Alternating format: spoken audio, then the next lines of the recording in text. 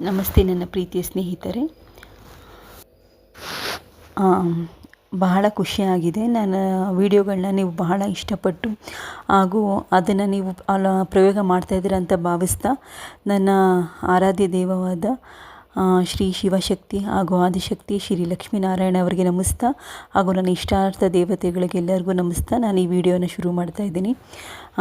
ಪ್ರತಿಯೊಬ್ಬರಿಗೂ ಕೂಡ ನಾನು ನಂಬಿರುವಂತಹ ದೇವತೆಗಳು ಆ ಒಂದು ಪ್ರತಿಯೊಬ್ಬ ನನ್ನ ವಿಡಿಯೋಗೆ ಯಾರು ಪ್ರೀತಿಯಿಂದ, ಯಾರು ನನ್ನ ನಂಬಿಕೆ ಇಟ್ಟು ಆ ಒಂದು ವಿಶ್ವಾಸದಲ್ಲಿ ಆ ಒಂದು ವಿಡಿಯೋ ಯಾರಿಗೆ ಕೈಗೆ ತಲುಪಿದೆ, ಅದು ದೇವರ ಒಂದು ಆಶೀರ್ವಾದ ಅಂತ ಖಂಡಿತವಾಗ್ಲೂ ಹೇಳೋಕ್ಕೆ ಇಷ್ಟಪಡ್ತೀನಿ. ಆ ವಿಡಿಯೋ ಯಾರಿಗೆ ತಲುಪಿದೆ ನನ್ನ ದೇವರ ಆಶೀರ್ವಾದ ಸದಾ ಅವ್ರ ಮೇಲೆ ಇರಲಿ ಅಂತ ನಾನು ಕೇಳ್ಕೊತ, ಇವತ್ತಿನ ಒಂದು ಸುಲಭವಾದ ಮನೆಯಲ್ಲಿ ಸಿಗುವಂತಹ ತಾಯಿ ಮಹಾಲಕ್ಷ್ಮಿ ಸ್ವರೂಪವಾದ ವಸ್ತುಗಳಲ್ಲಿ ಯಾವ ವಸ್ತುಗಳಲ್ಲಿ ಏನು ಪರಿಹಾರ ಮಾಡ್ಕೋಬೋದು ಅಂತ ಸುಲಭವಾಗಿ ಮಾಡ್ಕೊಳ್ಳೋದಂಥ ಪರಿಹಾರ ನಾನು ಇವತ್ತು ನಿಮಗೆ ತಿಳಿಸ್ತೇನೆ. ಗಮನವಿಟ್ಟು ಕೇಳಿ ನನ್ನ ವೀಕ್ಷಕರೇ. ಒಂದು ವಿಷಯ ಹೇಳೋಕ್ಕೆ ಇಷ್ಟಪಡ್ತೀನಿ. ನಾನು ಇವತ್ತು ತೋರಿಸ್ತಿರೋದು ನೀವು ಲವಂಗ, ಉಪ್ಪು, ಇದು ಪ್ರತಿಯೊಬ್ಬರು ಮನೇಲೂ ಕೂಡ ಇದ್ದೇ ಇರುತ್ತೆ. ಸೊ ಉಪ್ಪು ಅನ್ನೋದು ಬಹಳ ಲಕ್ಷ್ಮೀ ಸ್ವರೂಪ. ಅದಕ್ಕೋಸ್ಕರ ಹೇಳ್ತಿದ್ದೀನಿ ಸ್ನೇಹಿತರೆ, ಯಾವಾಗಲೂ ಉಪ್ಪನ್ನ ಮನೇಲಿ ಖಾಲಿ ಆಗೋಕ್ಕೆ ಮಾತ್ರ ಬಿಡೋಕ್ಕೆ ಹೋಗಬೇಡಿ.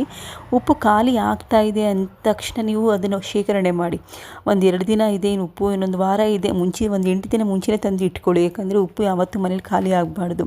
ಲಕ್ಷ್ಮಿ ಆ ಮನೇಲಿ ಇಳಿಸಿರೋದಿಲ್ಲ ಅಂತ ಅರ್ಥ. ಸೊ ಉಪ್ಪು ಖಾಲಿ ಆಗ್ತಿರೋದಂಗೆ ತಂದು ನೀವು ಅದನ್ನು ಶೇಖರಣೆ ಮಾಡಿ. ಅದರಲ್ಲೂ ಕಲ್ಲುಪ್ಪು ಬಹಳ ಶ್ರೇಷ್ಠವಾದದ್ದು. ಕಲ್ಲುಪ್ಪಲ್ಲಿ ಶ್ರೀ ಮಹಾಲಕ್ಷ್ಮಿ ತಾಯಿ ನೆಲೆಸಿರ್ತಾರೆ ಅಂತ ಪ್ರತಿಯೊಬ್ಬರಿಗೂ ಗೊತ್ತಿದೆ, ನಿಮಗೂ ಗೊತ್ತಿದೆ. ಹಾಗೂ ಮತ್ತು ಪುಡಿ ಉಪ್ಪು. ಸೊ ಉಪ್ಪನ್ನು ಮಾತ್ರ ಯಾವತ್ತೂ ಕೂಡ ಮನೆಯಲ್ಲಿ ಖಾಲಿ ಆಗೋದಕ್ಕೆ ಬಿಡಬೇಡಿ. ಹಾಗೂ ಉಪ್ಪನ್ನು ಶೇಖರಣೆ ಮಾಡಬೇಕಾದ್ರೆ ನಿಮ್ಮ ಅಡುಗೆ ಮನೆಯಲ್ಲಿ ಪ್ಲಾಸ್ಟಿಕ್ ಡಬ್ಬ ಆಗಿರ್ಬೋದು, ಮತ್ತು ಬೇರೆ ಯಾವುದೇ ರೀತಿ ಒಂದು ವಸ್ತು ಶೇಖರಣೆ ಮಾಡಬೇಡಿ. ಪಿಂಗಾಣಿ ವಸ್ತುಗಳು ಬರುತ್ತಲ್ಲ, ಉಪ್ಪಿನ ಜಾಡಿ ಬರುತ್ತೆ, ಆ ಜಾಡೀಲಿ ಪಿಂಗಾಣಿ ಜಾಡಿಗಳಲ್ಲಿ ಉಪ್ಪನ್ನು ಶೇಖರಣೆ ಮಾಡಿ. ಯಾಕಂದರೆ ದಯವಿಟ್ಟು ಪ್ಲಾಸ್ಟಿಕ್ಕಲ್ಲಿ ಮಾತ್ರ ನೀವು ಉಪ್ಪನ್ನು ಇಡೋಕ್ಕೆ ಹೋಗಬೇಡಿ, ಮತ್ತು ಸ್ಟೀಲ್ ಬಾಕ್ಸಲ್ಲಿ ಇದರಲ್ಲಿ ಖಂಡಿತ ಇಡೋಕ್ಕೆ ಹೋಗಬೇಡಿ.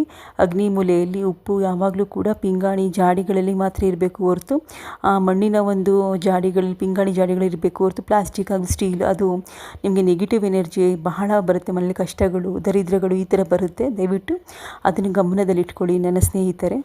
ಹಾಗೂ ಉಪ್ಪನ್ನು ಯಾವಾಗಲೂ ಕೂಡ ನಿಮ್ಮ ಅಗ್ನಿ ಯಾವಾಗಲೂ ನೀವು ಗ್ಯಾಸ್ ಎಲ್ಲಿಡ್ತೀರ ಆ ಪಕ್ಕದಲ್ಲಿ ಉಪ್ಪಿನ ಡಬ್ಬ ಇಡಿ. ಗ್ಯಾಸ್ ಪಕ್ಕದಲ್ಲಿ ಇಲ್ಲಿ ಅಗ್ನಿ ಮೂಲೆ ಪಕ್ಕದಲ್ಲಿ ನೀವು ಉಪ್ಪನ್ನ ಇಡಿ. ಉಪ್ಪಿನ ಪಕ್ಕ ಅರಿಶಿನ ಇಡಿ. ಯಾವಾಗಲೂ ಕೂಡ ಉಪ್ಪಿನ ಪಕ್ಕ ಯಾವಾಗಲೂ ಅರಿಶಿನ ಇಡಿ.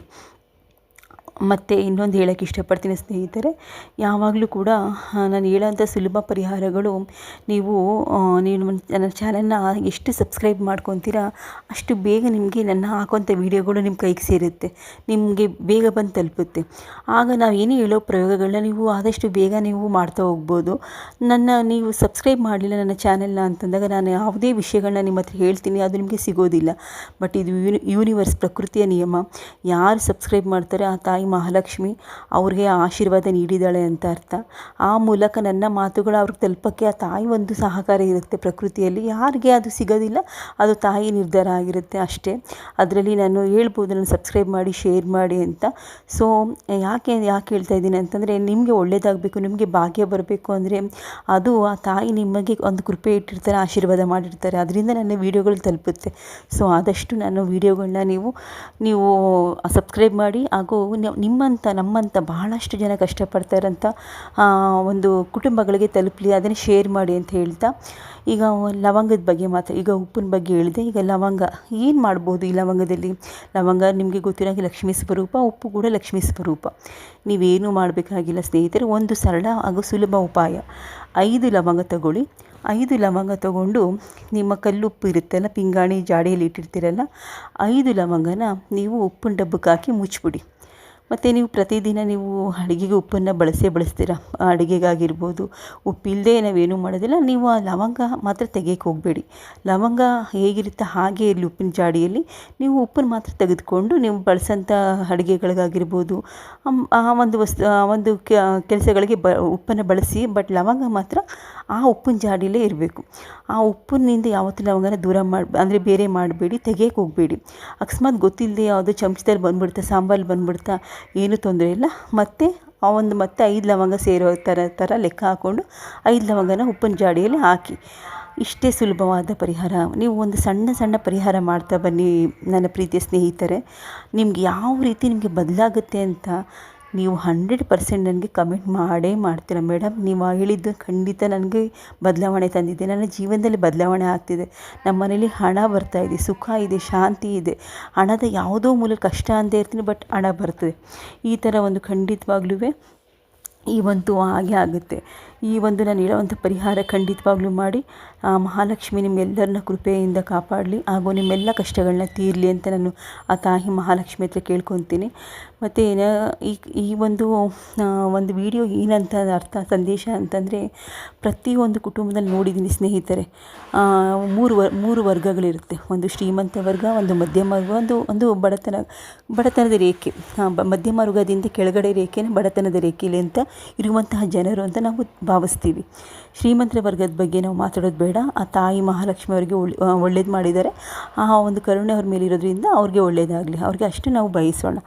ಈ ಬಡತನದಲ್ಲಿರೋರ್ದು ಏನೇ ಅಂತಂದರೆ, ಅವ್ರು ನಿಜವಾಗ್ಲೂ ಹೇಳಬೇಕಂದ್ರೆ ಅವರು ಕಷ್ಟಪಟ್ಟು ಕೆಲಸ ಮಾಡ್ತಾರೆ. ಅವರು ಯಾವುದೇ ಕೆಲಸ ಮಾಡಬೇಕಾದ್ರೆ ಅವರು ನಾಚಿಕೆ ಪಡೋಲ್ಲ, ಯಾಕಂದರೆ ಅವ್ರ ಕೆಲಸದಲ್ಲಿ ದೇವ್ರನ್ನ ಕಾಣ್ತಾರೆ. ಅವರು ಒಂದು ಹೂವು, ನಾನು ನೋಡ್ತಾ ಇರ್ತೀನಿ, ಹೂವು ಮಾರ್ತಾ ಇರ್ತಾರೆ, ತರಕಾರಿ ಮಾರ್ತಾ ಇರ್ತಾರೆ, ಕೆಲವು ಹೆಂಗಸರು ಮನೆ ಕೆಲಸಕ್ಕೆ ಹೋಗ್ತಾ ಇರ್ತಾರೆ. ಸೊ ಅವರು ಬಹಳ ಕಷ್ಟಪಟ್ಟರು ಕೂಡ ನೆಮ್ಮದಿಯಿಂದ ಜೀವನ ಮಾಡ್ತಾ ಇರ್ತಾರೆ. ಯಾಕಂದರೆ ಅವ್ರಿಗೆ ಕೆಲಸದ ಬಗ್ಗೆ ಅವಮಾನ ಇಲ್ಲ, ಬೇಕಂದರೆ ಅವ್ರ ಕೆಲಸದ ಬಗ್ಗೆ ಅಷ್ಟು ಶ್ರದ್ಧೆಯಿಂದ ಮಾಡ್ತಾ ಇರ್ತಾರೆ. ಆದ್ದರಿಂದ ಅವರು ಸಾಲ ಮಾಡಿದ್ರು ಕೂಡ ಆ ಕೆಲಸಗಳನ್ನ ಮಾಡಿ ಅವ್ರು ತೀರಿಸ್ಕೊಂಡು ಸಂತೋಷವಾಗಿ ಬದುಕ್ತಾ ಇರ್ತಾರೆ. ಇನ್ನು ಶ್ರೀಮಂತರ ಬಗ್ಗೆ ಹೇಳೋದು ಬೇಡ ಅಂದೆ. ಇನ್ನು ಮಧ್ಯಮ ವರ್ಗದ ಇರ್ತಾರಲ್ಲ, ಅವ್ರ ಸ್ಥಿತಿ ಚಿಂತಾಜನಕ ಅಂತ ನಾನು ಹೇಳೋಕ್ಕೆ ಇಷ್ಟಪಡ್ತೀನಿ.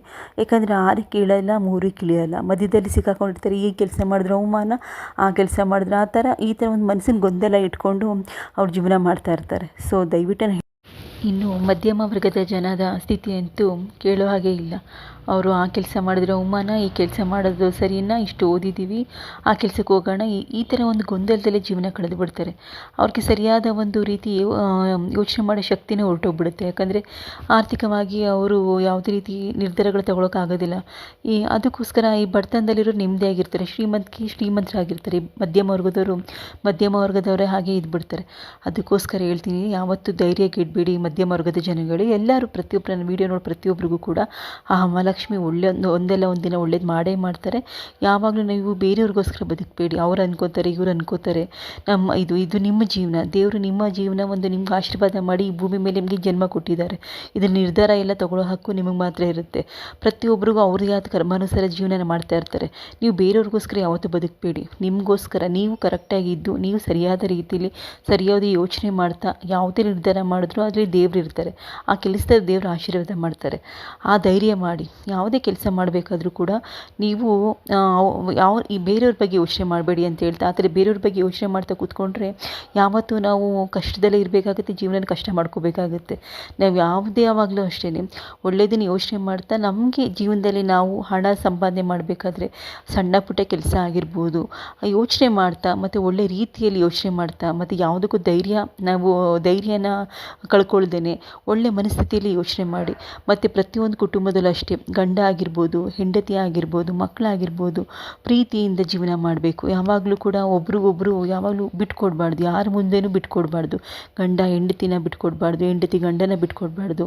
ಮಕ್ಕಳ ಮೇಲೆ ಪ್ರೀತಿ ಇರಬೇಕು. ಈ ಒಂದು ಕುಟುಂಬದಲ್ಲಿ ಪ್ರೀತಿ ಮಮತೆ ಯಾವಾಗಲೂ ಇರುತ್ತೆ. ಅಲ್ಲಿ ತಾಯಿ ಲಕ್ಷ್ಮಿ ಯಾವಾಗಲೂ ಸದಾ ನಗ್ನಗ್ತಾ ಇರ್ತಾರೆ. ಯಾವ ಮನೇಲಿ ಜಗಳ ಆಗುತ್ತೆ, ಯಾವ ಮನೇಲಿ ಕೋಪ ಇರುತ್ತೆ, ಯಾವ ಮನೇಲಿ ಯಾವಾಗ ಕೂಗಾಟ ಇರುತ್ತೆ, ಕಿರ್ಚಾಟ ಇರುತ್ತೆ, ಆಮೇಲೆ ತಾಯಿ ನಿಲ್ಲೋದಿಲ್ಲ, ತಾಯಿಗೆ ಇಷ್ಟಪಡೋದಿಲ್ಲ. ತಾಯಿ ಚಂಚಲ ಕ್ಷಣ ಮಾತ್ರದಲ್ಲಿ ಹೊರಟೋಗ್ಬಿಡ್ತಾರೆ. ಆದಷ್ಟು ಕೂಡ ನಮ್ಮದಲ್ಲಿ ಜೀವನದಲ್ಲಿ ಎಷ್ಟೇ ಆರ್ಥಿಕ ಪರಿಸ್ಥಿತಿ ಎಷ್ಟೇ ತೊಂದರೆ ಆಗಿರ್ಬೋದು ಕೂಡ ನಾವು ಯಾವಾಗಲೂ ತಾಳ್ಮೆಯಿಂದ, ಸಹನೆಯಿಂದ ಹಾಗೂ ಒಂದು ಒಳ್ಳೆ ಯೋಚನೆ ಮಾಡ್ತಾ, ಆ ಥರ ಒಂದು ದಿಕ್ಕಿನಲ್ಲಿ ಯೋಚನೆ ಮಾಡ್ತಾ ಇದ್ದಾಗ ತಾಯಿ ಮಹಾಲಕ್ಷ್ಮಿ ಖಂಡಿತವಾಗ್ಲೂ ಕೈ ಹಿಡಿತಾರೆ ಹಾಗೂ ನಮ್ಮ ಜೊತೆ ಯಾವಾಗಲೂ ಇರ್ತಾರೆ ಅಂತ ಹೇಳ್ತಾ, ಒಬ್ರಿಗೊಬ್ರು ಸಪೋರ್ಟಿವ್ ಆಗಿರಬೇಕು ಜೀವನದಲ್ಲಿ. ಆವಾಗ ಜೀವನ ನೆಮ್ಮದಿಯಾಗಿರುತ್ತೆ. ಮತ್ತು ಆ ತಾಯಿ ಮಹಾಲಕ್ಷ್ಮಿ ನಿಮ್ಮೆಲ್ಲರಿಗೂ ಕೂಡ ಒಂದು ಒಳ್ಳೆ ದಿಕ್ಕಿನಲ್ಲಿ ಕರ್ಕೊಂಡು ಹೋಗಲಿ, ಒಂದು ಒಳ್ಳೆ ಜೀವನ ಕೊಡಲಿ, ಒಳ್ಳೆ ಭವಿಷ್ಯನ ಕೊಡಲಿ. ಪ್ರತಿಯೊಬ್ಬರು ಕೂಡ ಒಂದು ಒಳ್ಳೆ ಜೀವನ ಬದುಕೋಕ್ಕೆ ಪ್ರತಿಯೊಬ್ಬರಿಗೂ ಈ ಭೂಮಿ ಮೇಲೆ ಒಂದು ಏನಂತ ಹೇಳ್ತೀವಿ ಅಧಿಕಾರ ಇದೆ. ಅದನ್ನು ನಾವು ಪಡ್ಕೋಬೇಕಷ್ಟೇ. ಯಾರು ಬಂದು ನಿಮ್ಗೆ ಅಧಿಕಾರ ಕೊಡೋದಿಲ್ಲ. ನಮ್ಮ ಜೀವನದ ನಿರ್ಧಾರ ನಾವೇ ಮಾಡಬೇಕು. ಯಾವುದೇ ಒಂದು ವ್ಯವಹಾರ ಮಾಡಬೇಕಾದ್ರೂ ಅಷ್ಟೇ, ಕೆಲಸ ಮಾಡಬೇಕಾದ್ರೂ ಅಷ್ಟೇ, ಚಿಕ್ಕದಾಗಿ ಪ್ರಾರಂಭ ಮಾಡಿ. ಅದಕ್ಕೆ ನೀವು ನಾಚಿಕೆ ಪಡಬೇಡಿ ಅವ್ರು ಅನ್ಕೋತಾರೆ ಅಂತ. ಅದನ್ನು ಮುಂದೆ ದಿನಗಳಲ್ಲೇ ದೊಡ್ಡದಾಗ್ತಾ ಹೋಗುತ್ತೆ. ನೀವು ಮೊದಲೇ ಚಿಕ್ಕದಾಗಿ ಯೋಚನೆ ಮಾಡಿದೆ, ನೀವು ಮೊದಲನೇ ಮೆಟ್ಲು ಹತ್ತಿದೆ, ನೀವು 100ನೇ ಮೆಟ್ಲು ಹತ್ತುತ್ತೀನಿ ಅಂದರೆ ಖಂಡಿತವಾಗ್ಲೂ ಹತ್ತಕ್ಕೆ ಸಾಧ್ಯನೇ ಇಲ್ಲ. ಯಾವಾಗಲೂ ಕೂಡ ನೀವು ಒಂದು ಏನೇ ಕೆಲಸ ಮಾಡಬೇಕಾದ್ರೂ ಕೂಡ ಆ ಕೆಲಸದಲ್ಲಿ ಪ್ರೀತಿಯಿಂದ ಮಾಡಿ. ಅದು ಚಿಕ್ಕ ಕೆಲಸ ಆಗಿರೋ ಹೇಳಿದೆ, ಎಷ್ಟೋ ಬಡತನ ರೇಖೆದಲ್ಲಿರೋರು ತರಕಾರಿ ಮಾರ್ತಾರೆ, ಹಾಗೂ ಒಂದು ಏನೋ ಹೂ ಮಾರ್ತಾರೆ, ಕಾಳುಗಳು ಮಾರ್ತಾರೆ. ಎಷ್ಟೋ ಅವರು ಪ್ರೀತಿ ನೆಮ್ಮದಿಯಿಂದ ಜೀವನ ಕಟ್ಕೊಂಡಿದ್ದಾರೆ. ಅದೇ ರೀತಿ ನೀವು ಮಧ್ಯಮ ವರ್ಗದಲ್ಲಿರೋರು, ನೀವು ಒಂದು ಓದಿರ್ತೀರ, ನಿಮಗೆ ಆದಂಥ ಒಂದು ಬುದ್ಧಿಶಕ್ತಿ ಇರುತ್ತೆ. ಆ ಬುದ್ಧಿಶಕ್ತಿಯಿಂದ ನೀವೇನು ಮಾಡಬಹುದು, ಯಾವ ರೀತಿ ತೊಡಗಿಸ್ಕೋಬೋದು, ಅದನ್ನು ನೀವು ಯೋಚನೆ ಮಾಡಿ ಆ ಥರ ಒಂದು ನಿರ್ಧಾರ ಮಾಡಿ ಒಂದು ಒಳ್ಳೆಯ ದಿಕ್ಕಿನಲ್ಲಿ ಹೋಗಿ ಅಂತ ಹೇಳ್ತಾ, ಆ ತಾಯಿ ಮಹಾಲಕ್ಷ್ಮಿ ನಿಮಗೆಲ್ಲರಿಗೂ ಒಳ್ಳೇದು ಮಾಡಲಿ. ಪ್ರತಿಯೊಬ್ಬರಿಗೂ ಆ ತಾಯಿ ನಿಮಗೆ ಯಾವಾಗಲೂ ಕೂಡ ಕಷ್ಟದಲ್ಲಿ ಹುಟ್ಟಿ ಕಷ್ಟದಲ್ಲೇ ನೀವು ಜೀವನ ಕಳೆಯುವಂಥದ್ದು ಬೇಡ. ಆ ಒಂದು ಜೀವನ ರೂಪಿಸ್ಕೊಳ್ಳೋದು ನಿಮ್ಮ ಕೈಲಿದೆ, ನಿಮ್ಮ ಶಕ್ತಿ. ಅದನ್ನು ಒಳ್ಳೆ ರೀತಿ ರೂಪಿಸ್ಕೊಳ್ಳಿ ಅಂತ ಹೇಳ್ತಾ ನನ್ನ ಈ ವಿಡಿಯೋನ ಇವತ್ತಿನ ದಿನ ಮುಗಿಸ್ತಾ ಇದ್ದೀನಿ. ನನ್ನ ಪ್ರೀತಿ ವೀಕ್ಷಕರೇ, ಮುಂದಿನ ವಿಡಿಯೋನ ಆದಷ್ಟು ಬೇಗ ನಾನು ನಿಮ್ಮ ಮುಂದೆ ತರ್ತೀನಿ. ಆ ಪ್ರಕೃತಿ, ಆ ಯೂನಿವರ್ಸ್, ಆ ತಾಯಿ ಮಹಾಲಕ್ಷ್ಮಿ ಆದಷ್ಟು ಬೇಗ ನನ್ನ ವಿಡಿಯೋ ಮುಖಾಂತರ ನಿಮಗೆಲ್ಲ ಕಷ್ಟಗಳನ್ನ ದೂರ ಮಾಡಿ ಒಳ್ಳೇದು ಮಾಡಲಿ ಅಂತ ಕೇಳ್ಕೊತ, ನಿಮ್ಮೆಲ್ಲರಿಗೂ ಒಳ್ಳೆಯದಾಗಲಿ. ಆ ತಾಯಿ, ನಾನು ನಂಬಿರುವಂಥ ಆದಿಶಕ್ತಿ, ಮಹಾಶಕ್ತಿ ಹಾಗೂ ಶಿವಶಕ್ತಿ, ಲಕ್ಷ್ಮೀನಾರಾಯಣ, ಇಷ್ಟಾರ್ಥ ದೇವತೆಗಳು ನಿಮ್ಮ ಕಷ್ಟ ಎಲ್ಲ ಪರಿಹಾರ ಮಾಡಿ, ನಿಮ್ಮ ಜೀವನದಲ್ಲಿ ನಿಮ್ಮ ಮುಖದಲ್ಲಿ ನಗು ಒಂದು ಬರಲಿ, ನಗು ಒಂದು ಕಿರುನಗೆ ಯಾವಾಗಲೂ ಇರಲಿ ಅಂತ ಹೇಳ್ತಾ ಈ ನನ್ನ ಒಂದು ವಿಡಿಯೋನ ಮುಗಿಸ್ತೀನಿ. ಥ್ಯಾಂಕ್ ಯು, ಧನ್ಯವಾದಗಳು. ನನ್ನ ಈ ವಿಡಿಯೋವನ್ನು ಆದಷ್ಟು ಕೂಡ ಸಬ್ಸ್ಕ್ರೈಬ್ ಮಾಡಿ, ಶೇರ್ ಮಾಡಿ, ಹಾಗೂ ನಿಮಗೇನಾದರೂ ನನ್ನ ವಿಡಿಯೋದಲ್ಲಿ ಒಂದು ಡೌಟ್ ಇದ್ದಾಗ ಕಮೆಂಟ್ ಮಾಡಿ. ಹಾಗೂ ಪ್ರತಿಯೊಬ್ಬರು ಜೈ ಮಹಾಲಕ್ಷ್ಮಿ ಅಂತ ಒಂದು ಕಮೆಂಟ್ ಮಾಡೋದ್ರಿಂದ ಆ ತಾಯಿಯ ಆಶೀರ್ವಾದ ನಿಮಗೆ ಸದಾ ಇರಲಿ ಅಂತ ಕೇಳ್ಕೊತೀನಿ.